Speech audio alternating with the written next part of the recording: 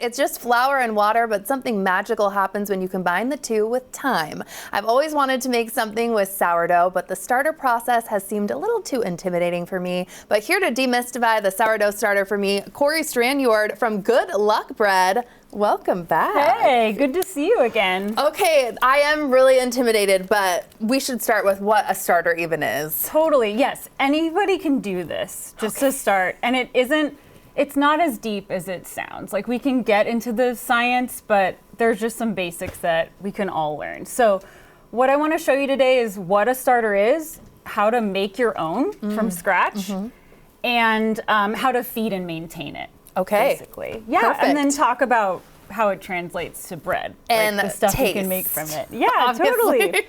Okay, what do we have? So I've got two containers of our starter. So let's just pop it open. I want you to smell it. We'll just like show you what it. Okay, so this is our active Bread. starter, and it really is just flour and water. But over time, flour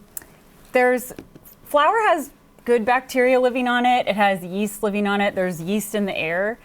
So we're not adding yeast, but it's just kind of cultivating what is there. So Interesting. we feed it flour and water, and it kind of eats it and produces bubbles, which is carbon dioxide. So it gets kind of bubbly. Let me just like show, like, see how it's kind of like marshmallowy? It is, that consistency. Yeah, it's like, this is active. So it's like How peak, many ready days to bake again with. was this stage? This stage is just our active starter that we feed at our space twice a day, just to keep it really healthy and active. So I fed this last night, and so it's peak and ready to bake with. Ooh, okay. So we'll come back to that, and we'll practice feeding that together. Please. But I thought we could start by just making our own. Okay. Okay, so. The Kelly starter. Yes. Well, Kelly, we have Kelly. You did name one Yeah, Kelly. yeah. Thank you. Kelly That's is so 4 sweet. days old. 4 days. So we'll Nice start and with new. day one. So this can be like, I don't know, we can name it a new name. I don't know. Mini But Kelly, Why don't you King Fat smell Kelly. Kelly? It might be a little different. Oh, that's way different than Yeah. that. Can you describe it? It's kind of funky. It's a little funky. It doesn't smell quite as like No. pleasant, but that's something that I wanted to show you because Kelly. Kelly is still like growing and becoming a sourdough starter. Okay. And so there's a process when you make your own.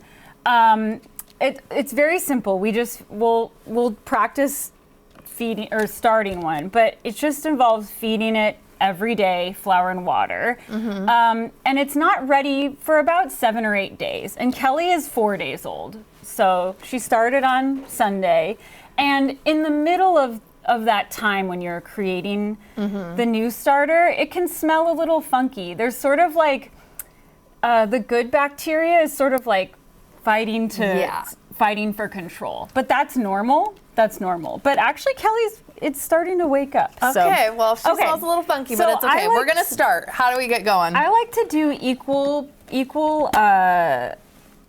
flour and water by weight, but at home you could just do roughly equal amounts. It's not that deep, but we have a scale here. So we're just going to zero it. Okay. And why don't you start by just scooping a little flour into the jar. How much?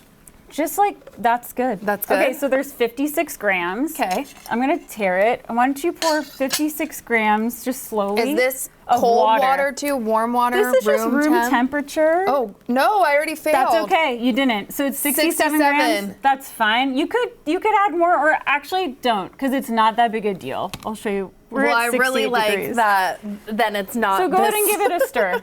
Stressful. Okay. No, yeah. Now I understand when your pro tip was to go slow. Fair enough. We're really precise and track like temperature and to the gram at our business, making sourdough pizza, sourdough bread, sandwiches, all of it.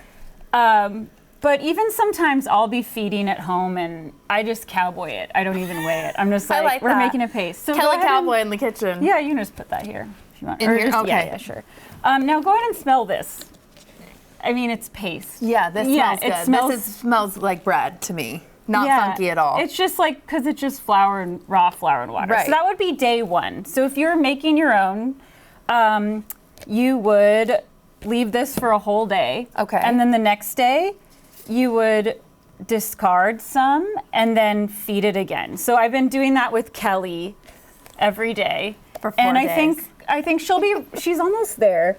But when she smells more like this one and is like starting to double in size and then fall and feel really bubbly and like marshmallowy, kind of like this one, Yeah. then we know that she's ready. So I thought next we could just feed the starter. Let's do it. So that you can see how you would keep this going or keep Kelly going or get ready. So the first thing we want to do, here I brought some,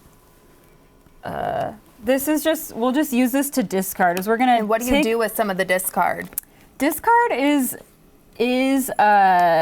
really useful for making flavorful things. So I actually made some crackers that we can Those try. look so good. I'm gonna try Yeah, some. try one. Yum. That's my favorite thing to use discard for. People make pancakes, waffles, I love to use it in biscuits. And basically, so like good. discard, it's not active. It can't leaven bread, but it still lends a lot of flavor. So a lot of people use it.